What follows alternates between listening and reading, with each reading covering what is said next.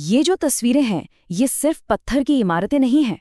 नहीं, ये राजस्थान के गौरवशाली इतिहास के वो मूक प्रहरी हैं जो आज भी चुपचाप खड़े हैं। तो आज हम इन्हीं शानदार किलों की कहानी में उतरने वाले हैं, जो हमें शौर्य और बलिदान की अनगिनत गाथाएं सुनाते हैं। देखिए, इस धरती को सदियों तक एक नाम से जाना जाता था, राजपूताना, मतलब वीरों की भूमि। ये नाम ही अपने आप में इतिहास की एक गहरी गूंज लिए हुए है, एक ऐसी गूंज जिसे हम आज भी महसूस कर सकते हैं। तो चलिए, इसी सवाल की तह तक चलते हैं। आखिर वो क्या वजह थी कि इस भूमि के शासकों ने अपनी कहानियां, अपनी पहचान, अपनी पूरी विरासत पत्थर के इन विशाल दुर्गों में गढ़ दी? क्यों? इस कहानी को ठीक से समझने के लिए हमें सबसे पहले उस भूगोल को समझना होगा जिसने इस पूरे इतिहास को एक आकार दिया। जरा सोचिए, ये एक बहुत ही चुनौतीपूर्ण इलाका था।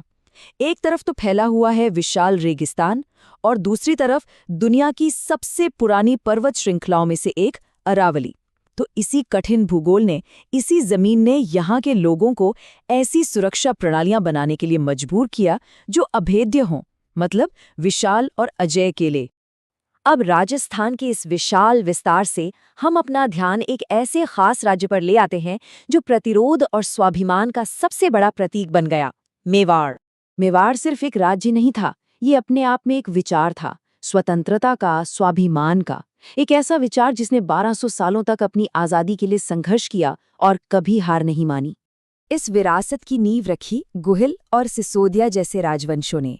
बप्पा रावल ने इसे स्थापित किया, महाराणा कुंभा ने अपनी अद्भुत निर्माण कला से इसे सजाया, और हाँ, महाराणा प्रताप ने इसे अपने अदम्य साहस से हमेशा के लिए अमर कर दिया। मेवाड़ के प्रतिरोध का अंदाजा बस इसी बात से लगाया जा सकता है कि जब लगभग पूरे भारत पर मुगल साम्राज्य का परचम लहरा रहा था, तब मेवाड़ के महाराणा प्रताप अकेले अकबर की पूरी ताकत को चुनौती दे रहे थे। और इस जबरदस्त प्रतिरोध का केंद्र क्या था? मेवाड़ के ये शानदार पहाड़ी दुर्ग। ये सिर्फ किले नहीं थे, ये मेवाड़ की आत्मा के रक्षक थे। इन दीवारों के भीतर दरअसल पूरे के पूरे शहर बसते थे। हाँ, ये किले सैन्य शक्ति का प्रदर्शन तो थे ही, लेकिन साथ ही संकट के समय में आम जनता के लिए एक सबसे सुरक्षित पनाहगाह भी थे। और जब भी मेवाड़ के किलों की बात होती है, तो सबसे पहला नाम जहन में आता है चित्तौड़गढ़ का। ये किला सिर्फ पत्थर और चूने का ढांचा नहीं है, ये बलिदान और सम्मान की एक जीती जागती गाथा है।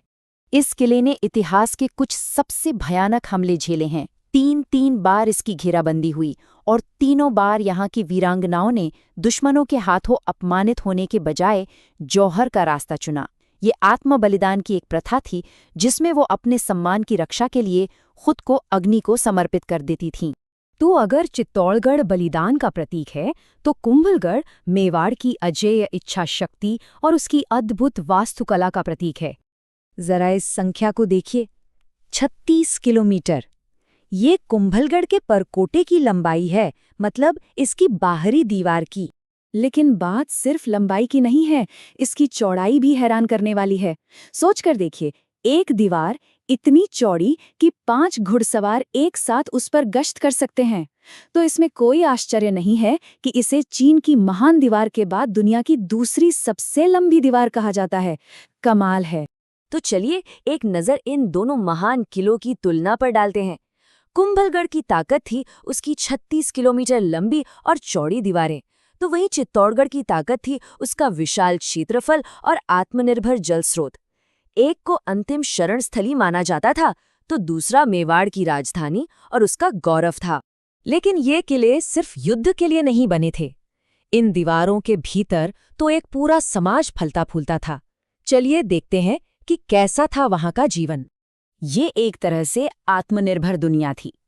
यहीं रेजा नाम का मोटा सूती कपड़ा बुना जाता था, लकड़ी के सुंदर खिलौने बनते थे, खमनौर का गुलाब जल और इत्र तो बहुत मशहूर था।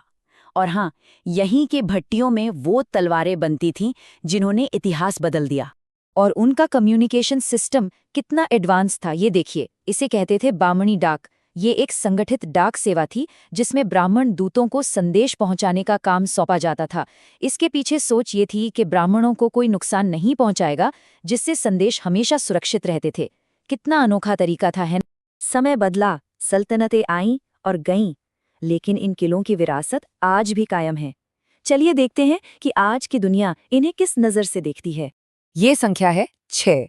ये राजस्थान के उन पहाड़ी किलों की संख्या है जिन्हें एक साथ उनके वैश्विक महत्व के लिए मान्यता दी गई है।